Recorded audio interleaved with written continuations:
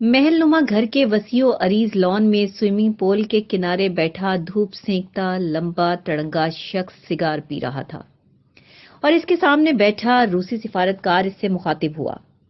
سر، آپ ابھی امریکہ میں ہیں اور محفوظ ہیں، اب تو ہم آپ کو کوئی نقصان بھی نہیں پہنچا سکتے۔ سوویت یونین بھی ٹوٹ چکا ہے۔ میں آپ سے صرف ایک سوال کا جواب لینے کے لیے ذاتی حیثیت میں حاضر ہوا ہوں۔ یہ سوال مجھے آج تک بے چین رکھے ہوئے ہے کہ آپ ہماری سوویت یونین کی فوج میں جنرل تھے۔ ہماری KGB کو ہر حد تک یقین تھا کہ آپ امریکہ کے انڈر کور ایجنٹ ہیں، لیکن ہم اتنے سالوں تک بھی آپ کی جاسوسی کر کے کوئی ثبوت حاصل نہ کر سکے کہ آپ امریکی مفادات کے لیے کام کر رہے ہیں۔ نہ آپ کی کبھی کوئی خط و کتابت امریکہ کے ساتھ پکڑی گئی، نہ آپ نے کبھی کسی امریکی ایجنٹ سے ملاقات کی۔ میں صرف جاننا یہ چاہتا ہوں کہ آپ کی ڈیوٹی کیا تھی جو امریکی ایجنٹ کے طور پر آپ کو دی گئی تھی۔ وہ روسی جرنیل مسکرایا، شراب کی چسکی لی، سگار کا کش لگاتے منہ سے دھواں چھوڑتے ہوئے بولا، میرا کام تھا بڑی سے بڑی پوزیشنز پہ زیادہ سے زیادہ نااہل افراد کو بھرتی کرنا، اور میں صرف یہی کرتا تھا۔ جب ملک کی بھاگ دوڑ نااہل افراد سنبھالتے ہیں تو ملک ایسے ہی ٹوٹتے ہیں، اور میں نے اپنے حصے کا کام بخوبی سر انجام دیا۔ سوویت یونین ٹوٹ گیا۔ کہتے ہیں لمحوں کی سزا صدیاں پاتی ہیں اور افراد کی غلطیوں کی سزا قومیں بھگتتی ہیں۔ ویسے تو پاکستان کی 75 سالہ تاریخ میں نااہل افراد کی اکثریت ہی اہم عہدوں پر فائز رہے، لیکن پچھلے 10 سالوں کے پاکستان میں ایسے نااہل، چھوٹے، گھٹیا، حریص، خود غرض پسند افراد شامل ہوئے اہم پوزیشنز پہ کہ پاکستان کی بنیادیں ہل گئیں۔ 2011 میں جنرل ریٹائر شجاع پاشا جیسے قوم کے مجرم خبیث شخص نے پروجیکٹ عمران خان پہ کام شروع کر دیا۔ اس شخص کو برانڈ بنانا شروع کر دیا گیا، جس کے بارے میں حکیم سعید 1995 میں اور ڈاکٹر اسرار صاحب 2000 کی دہائی میں بتا گئے تھے کہ یہ بین الاقوامی پاکستان دشمن قوتوں کا نمائندہ ہے۔ اس سے نوجوان نسل خبردار رہے، لیکن ایک بدبخت نااہل شخص نے دوسرے نااہل شخص کو برانڈ بنانے کا آغاز کر دیا۔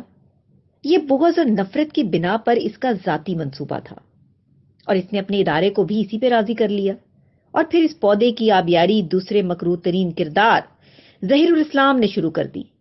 اس میں عاصم باجوہ جیسے کرپٹ حرام خور نے پھر معاونت کی۔ اس وقت ملک میں ایک نئی جمہوری حکومت الیکشن جیت کر آئی اور نواز شریف ملک کا وزیر اعظم بنا۔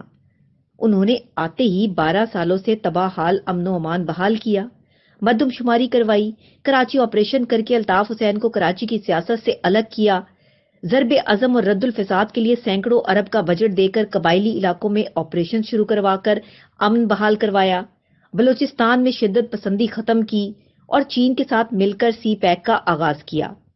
چین کی طرف سے 62 ارب ڈالر کی انویسٹمنٹ کا اعلان ہوا اور 46 ارب ڈالر کے منصوبے زیر تعمیر تھے۔ بجلی کے منصوبے لگ رہے تھے، گوادر پورٹ بننا شروع ہو گئی، وسطی ایشیائی ریاستوں سمیت چین کی درآمدات برآمدات سی پیک کے روٹ سے گزارنے کا منصوبہ تھا، اور 3 مرحلوں میں سی پیک مکمل ہونا تھا۔ منصوبے کے مکمل ہونے تک چین سمیت روسی ریاستوں اور خلیجی ممالک کی انویسٹمنٹ کئی سو ارب ڈالر پہنچ جانی تھی۔ ٹرانسفر آف ٹیکنالوجی ہونی تھی، ڈیم، سڑکیں، موٹر ویز، بندرگاہیں، صنعتی زون، ریلوے ٹریکس کے منصوبے بننے تھے، اور بننا شروع بھی ہو گئے تھے۔ ملک میں بجلی کی کمی پوری ہو گئی، لوڈ شیڈنگ کا خاتمہ ہو گیا، مہنگائی 48 سالوں کی کم ترین سطح پر چلی گئی، ترقی کی شرح 6% پر جا چکی تھی، ڈالر 100 روپے کا تھا، سٹاک مارکیٹ 54,000 انڈیکس پر تھی، قطر کے ساتھ 15 سالہ LNG کا دنیا کے سستے ترین ریٹ پر معاہدہ ہو چکا تھا، تاپی گیس پائپ لائن بچھنے کی بات چیت ہو رہی تھی، ایران گیس پائپ لائن بچ چکی تھی، آٹا 35 روپے کلو تھا، چینی 50 روپے کلو تھی، پیٹرول 65 روپے لیٹر تھا، کھاد سستی تھی، میٹرو بسز، میٹرو ٹرینز بن چکی تھیں، غرض ملک میں ترقی کے دور کا آغاز ہو چکا تھا۔ پاکستان خطے کا اہم ملک بن گیا تھا، اور عالمی سطح پر پاکستان کی قدر و اہمیت بہت بڑھ گئی تھی۔ ہندوستان کا وزیر اعظم نریندر مودی خود چل کے پاکستان آ گیا، کشمیر کا مسئلہ بات چیت سے حل کرنے کا عندیہ دیا، اور اس طرف پیش قدمی شروع ہو چکی تھی۔ ہندوستان خود سی پیک کا حصہ بننا چاہ رہا تھا۔ اندازہ تھا کہ سی پیک کے مکمل ہونے پر پاکستان سالانہ چین اور وسطی ایشیائی ریاستوں کی صرف تجارتی آمد و رفت سے 55 ارب ڈالر سالانہ ٹول کی مد میں حاصل کرتا۔ اسی اثنا میں راحیل شریف کے بعد قمر باجوہ جیسا غلیظ ترین انسان فوج کا سربراہ بن گیا اور پھر اصل کھیل شروع ہوا۔ پاکستان کی عوام کے مجرم اکٹھے ہوئے جیسے ہندی فلم سرکار میں سارے ولن اکٹھے ہوتے ہیں اور کہتے ہیں کہ سرکار کو مارنا ہے تو سرکار کی سوچ کو مارو۔ اسی حکمت عملی کو اپناتے ہوئے جمہوری وزیر اعظم کے خلاف ڈسکریڈٹ کرنے کی کیمپین سٹارٹ کی گئی اور قومی مجرموں نے اکٹھے ہو کر ہر ایک نے اپنا اپنا محاذ سنبھالا۔ ثاقب نثار، کھوسہ اور ساتھی ججوں کو عدالتی محاذ دیا گیا۔ سلمان اقبال کے ARY اور بولڈ ٹی وی کو ذرائع ابلاغ کا محاذ دیا گیا۔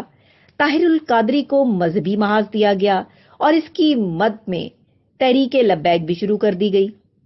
جاوید اقبال جیسے مکروہ شخص کو نیب کے ذریعے ظلم کی انتہا کرنے کی ذمہ داری دی گئی اور جنرل فیض جیسے کبھی شخص کو ان سارے معاملات کو مینج کرنے کی ذمہ داری دی گئی۔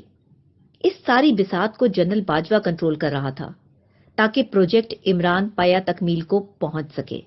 اور پھر وہ وقت آ گیا جب ساری ترقی کی بساط لپیٹ کر 2018 کے الیکشن میں کھلے عام دھاندلی کر کے عمران خان کو ملک کا وزیر اعظم بنا دیا گیا اور پونے 4 سال میں ملک کی ساری ترقی کو ریورس گیئر لگا کے، کشمیر سرنڈر کر کے، بین الاقوامی برادری کو ناراض کر کے ملک کو سفارتی محاذ پر تنہا کر دیا۔ 70 سالوں میں جتنے قرضے لیے گئے تھے وہ پونے 4 سالوں میں لے لیے گئے۔ کرپشن کی بھرمار کر دی گئی، ترقی کی شرح کو منفی لے جایا گیا، روپیہ ڈالر کے مقابلے میں 190 روپے پر چلا گیا۔ بزدار محمود خان جیسے وزیر اعلیٰ صوبوں کو تباہ کر گئے۔ انتقام، نفرت، جھوٹ، بہتان کا کلچر پروان چڑھا کر معاشرے میں تقسیم پیدا کر دی گئی۔ اسٹیٹ بینک کو عالمی مالیاتی اداروں کے حوالے کر دیا گیا، مہنگائی کا ایسا طوفان برپا کیا گیا کہ عوام کی چیخیں نکل گئیں۔ اور پھر جب ملک تکنیکی طور پر ڈیفالٹ کر گیا اور ملک کی بنیادیں ہل گئیں تو اسٹیبلشمنٹ کی موجودہ اور آنے والی قیادت کے زور دینے پر یہ قومی مجرم مجبوراً پیچھے ہٹے اور اپوزیشن کی تمام قومی پارٹیوں نے تحریک عدم اعتماد پیش کر کے حکومت حاصل کر لی اور تباہ حال پاکستان کی بحالی کی ذمہ داری اپنے کندھوں پر ڈال لی، جس کی بھاری قیمت اب وہ ادا کر رہے ہیں۔ لیکن شومِ قسمت کہ تمام قومی مجرم کھلے عام دندناتے پھر رہے ہیں اور پاکستانی عوام کے زخموں پر نمک چھڑک رہے ہیں۔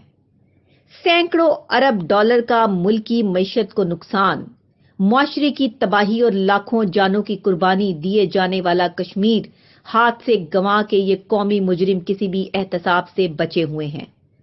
ملک شاید سنبھل تو جائے لیکن آنے والے وقت میں ایسی تباہی سے دوبارہ بچنے کے لیے اور بین الاقوامی برادری کا اعتماد بحال کرنے کے لیے ہمیں ان قومی مجرموں کو سماجی، قانونی اور ادارتی بنیادوں پر عبرت کا نشان بنانا ہوگا۔ جنرل عاصم منیر اور جنرل ندیم انجم انتہائی پروفیشنل انداز اور تاثر رکھتے ہیں اور بہت اچھی شہرت کے حامل ہیں۔ ان سے امید ہے کہ وہ پاشا، عاصم باجوہ، ظہیر الاسلام، فیض قمر کو قومی مجرم گردانتے ہوئے ان کا احتساب کرتے ہوئے تاریخ میں زندہ رہنے کی مثال قائم کریں اور آنے والے وقت میں قاضی فائز عیسیٰ، ثاقب نثار اور کھوسہ سمیت گندے کرداروں کا مواخذہ کریں اور ماتحت عدلیہ کی چھانٹی کریں اور قوم بھی عمران خان سمیت ان تمام قومی مجرموں کو پہچانے اور اپنے رویوں سے ان سے نفرت کا اظہار کرے، ورنہ یہ قومی مجرم بھی سوویت یونین کے جنرل کی طرح عالیشان محلوں میں بیٹھے وسکی اور سگار پیتے ملکوں کو توڑ کے ان کی عوام کی بے بسی اور اپنی طاقت پر ساری زندگی مسکراتے رہیں گے۔